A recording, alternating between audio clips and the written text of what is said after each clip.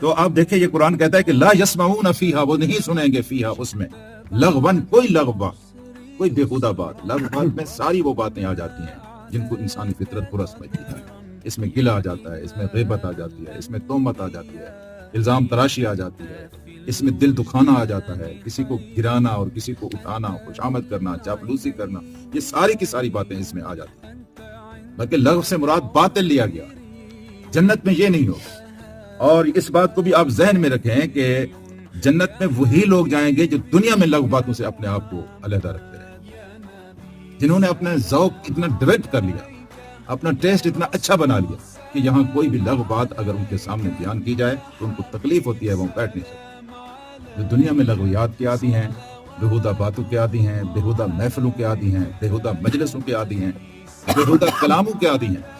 تو یقین فرمائیے کہ وہ یہ نہ سمجھیں کہ جنت ان کی